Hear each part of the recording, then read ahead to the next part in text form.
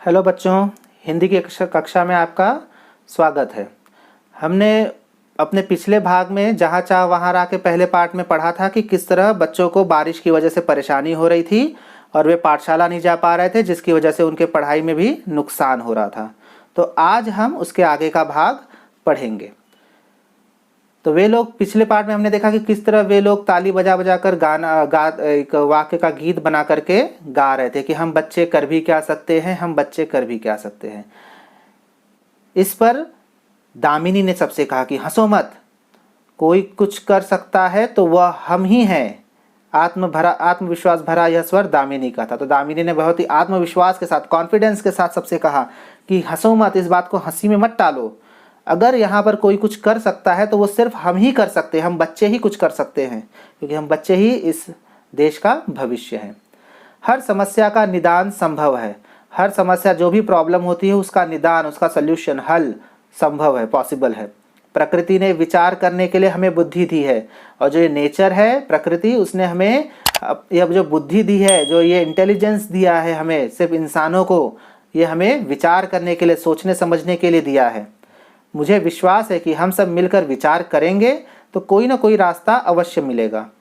कोशिश करने वालों की कभी हार नहीं होती।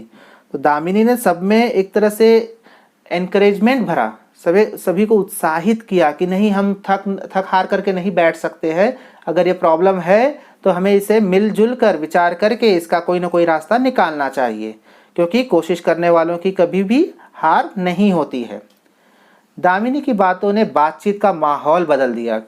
वो वहाँ पे सब बच्चे मज़ा मस्ती कर रहे थे, गाना गा के तालियां बजा रहे थे, और जब दामिनी ने सभी से ये बातें कही तो सच में वहाँ का माहौल, जो बातचीत थी, कॉन्वर्जेशन था, उसका माहौल, वातावरण, एटमॉस्फेयर टोटली बदल गया। हर कोई गंभीर होकर समस्या के हल के बारे में सोचने लगा। हर कोई एकदम सीरियस हो गया और उस समस्या का हल ढूंढने का सोचने लगा। हल मिल गया, हम बरसात में भी पाठशाला जा सकते हैं। आशीष की आंखों में चमक और स्वर में उत्साह था। तभी आशीष ने सबसे चिल्लाकर कहा कि वाह, हल मिल गया, हमें तो हल मिल गया, हम बरसात में भी अब पाठशाला जा सकेंगे।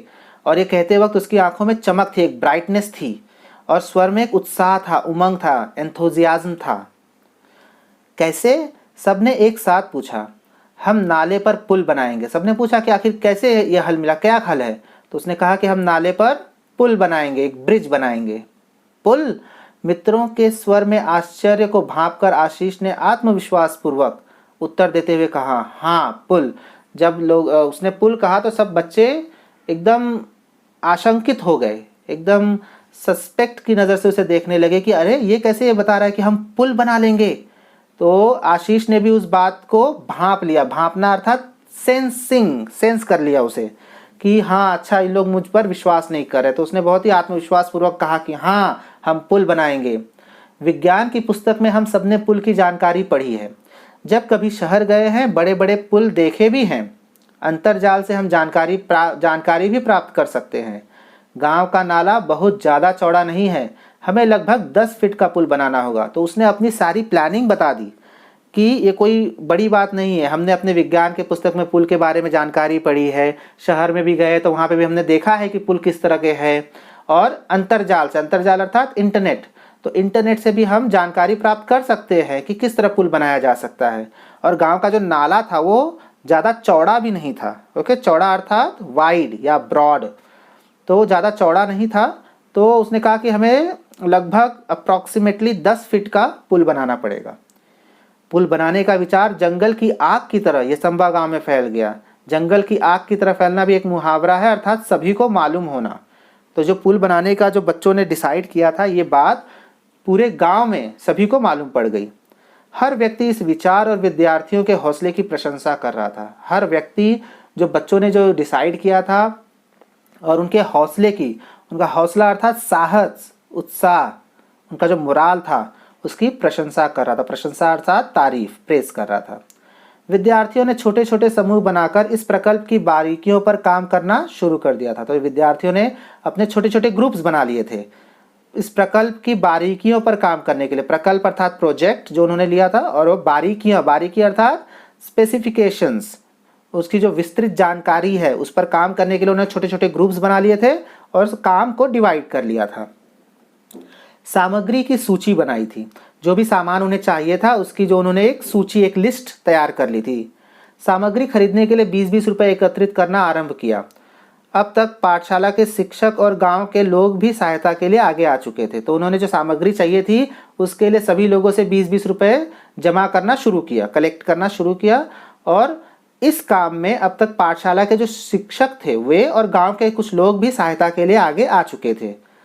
देखते देखते सामग्री के लिए आवश्यक राशि जमा हो गई और देखते ही देखते जो सामग्री चाहिए थी पुल बनाने के लिए उसके लिए सारे के सारे जो पैसे लगने थे वो सारे पैसे जमा हो गए थे, राशि अर्थात अमाउंट।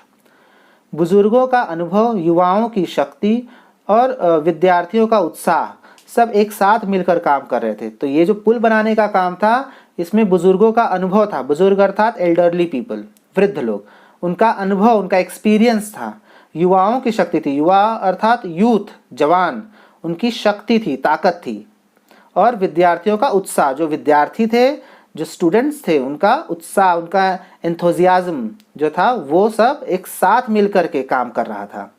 संगठित प्रयासों से काम आकार लेने लगा और जिस तरह इन्होंने संगठित ऑर्गेनाइज्ड तरीके से जो प्रयास किए, एफर्ट्स किए, क्योंकि जैसा कि पहले ही बताया कि उन्होंने छोटे छोटे ग्रुप्स बना लिए थे सारे प्रकल्प का काम करने के लिए और हर एक ग्रुप को अपना अपना रिस्पॉन्सिबिलिटी दी गई थी। तो ये एक तरीके का ऑर्गेनाइज्ड रूप था काम करने के लिए। हम भी जब कोई काम करते हैं, जैसे कोई प्रकल्प ही अगर हमें सबमिट करा, प्रोजेक्ट बनाना है, अगर हमें ग्रुप प्रोजेक्ट है तो उस ग्रुप प्रोजेक्ट में भी हम अपने अपने काम डिवाइड कर लेते हैं और उसके बाद फिर लास्ट में सारे काम एक साथ रखते हैं। तो इस तरह जो है प्रोजेक्ट बड़े ही अच्छे ढंग से स्मूथली बिना किसी प्रॉब्लम के बन जाता है। तो वैसा ही इन्होंने भी किया था, पुल बनाने का जो काम था ऐसे ही ऑर्गेनाइज्ड तरीके से इन्होंने किया और वो काम धीरे धीरे आकार लेने लगा, मतलब वो काम धीरे धीरे सामने दिखाई देने लग गया।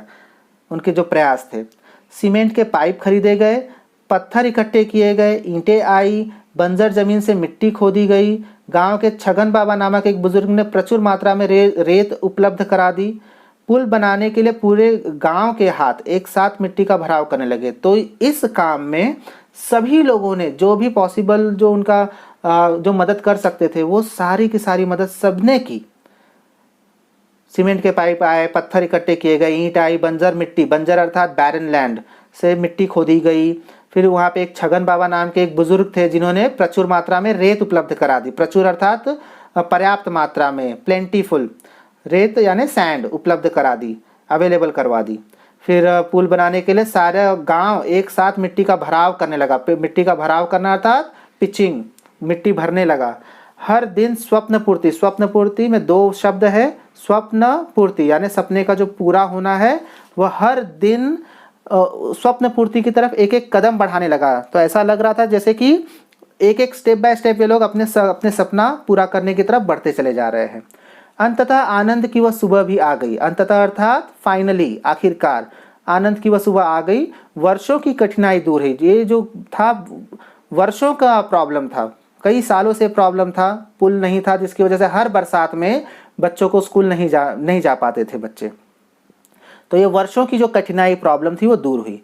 केवल 15 दिनों में ग्रामीणों और विद्यार्थियों के सामूहिक श्रमदान से पुल बनकर तैयार हो चुका था। सिर्फ 15 दिन में विद्यार्थियों ने एक बार ठान लिया तो सिर्फ 15 दिन में उन्होंने ग्रामीणों, मतलब जो गांव के लोग थे, उन्हें उनकी सहायता से पुल बनकर तैयार करवा दिया था। सामूहिक श्रमदान, सामूहिक अर्थात कलेक्टिव, समूह द्वारा जो किया जाता है उसे सामूहिक कहते हैं। और श्रमदान, श्रमदान अर्थात निर्माण कार्य में स्वेच्छा से जो सहयोग दिया जाता है उसे श्रमदान कहते हैं, मतलब डोनेशन ऑफ लेबर। ओके, तो सामूहिक श्रमदान से पुल बनकर तैयार हो गया था। पूरे गांव के लिए यह अद्भुत उपलब्धि थी और पूरे गांव के लिए एक अद्भुत, अद्भुत अर्थात अमेजिंग उपलब्धि अर्थात अचीवमेंट थी। सभी ने एकता, संगठन और श्रमदान का महत्व समझ लिया था। सभी ने एकता अर्थात यूनिटी, संगठन अर्थात ऑर्गेनाइजेशन और श्रमदान, श्रमदान अर्थात डोनेशन ऑफ लेबर का महत्व समझ लिया था। बरसात में इस बार भी नाले में पानी भरा था, पर विद्यार्थी हंसते खेलते पुल से पाठशाला की राह जाने लगे थे। तो इस साल भी बारिश हुई, नाले में पानी वैसे ही भरा जैसे हर साल भरता था, लेकिन इस बार बच्चों को वह नाला नहीं रोक पाया। वे लोग हंसते खेलते पाठशाला की राह जाने लगे। पुल भी विद्यार्थियों के हौसले को दात देता। जो पुल था, जो पुल बनाया गया था, वो भी ऐसा लग रहा था मानो वह भी विद्यार्थियों के हौसले को दाद दे रहा है, उनके जो साहस है उसको दाद देता है। दाद देना एक मुहावरा है जिसका अर्थ होता है न्यायोचित प्रशंसा करना, मतलब सही ढंग से प्रशंसा करना। मानो वो मन ही मन कह रहा था जहाँ चाह वहाँ राह। ऐसा लग रहा था जैसे वो पुल खुद कह रहा था कि हाँ, जहाँ चाह होती है वहाँ राह भी अपने आप निकल आती है। जूही ने अपने बड़े भाई की सहायता से पुल के उद्घाटन का वृत्तांत बनाया। जो जूही थी उसने अपने बड़े भाई की सहायता से पुल के उद्घाटन अर्थात शुभारंभ, पुल को खोलने का एक वृत्तांत बनाया। वृत्तांत अर्थात विवरण, डिस्क्रिप्शन बनाया और संगणक की सहायता से शिक्षा निरीक्षक के सामने प्रस्तुत किया। और संगणक अर्थात कंप्यूटर की सहायता से जो शिक्षा निरीक्षक थे, शिक्षा निरीक्षक अर्थात एजुकेशन इंस्पेक्टर, उनके सामने उसे प्रस्तुत किया, उसे प्रेजेंट किया कि किस तरह से पुल बना, क्या क्या सहयोग उसमें लगा और किस तरह पुल की शुरुआत हुई। तो इस तरह यह पाठ अनुराधा मोहिनी जी ने लिखा है, जो कि बहुत ही अच्छा एग्जाम्पल के साथ लिखा है कि जहाँ चाह वहाँ राह। अगर हम कुछ चाहने की अगर हम ठान ले, कुछ करने की अगर हम ठान ले, तो हमें कोई नहीं रोक सकता है। अगर उसे सही ढंग से किया जाए तो हम उसमें ज़रूर सफल हो सकते हैं।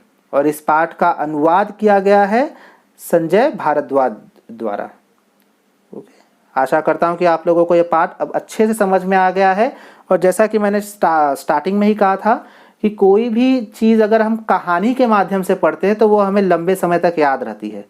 तो मुझे पूरी उम्मीद है कि आप लोगों को भी यह लंबे समय तक यह सीख याद रहेगी कि जहाँ चाह होती है वहाँ पर राह निकल आती है।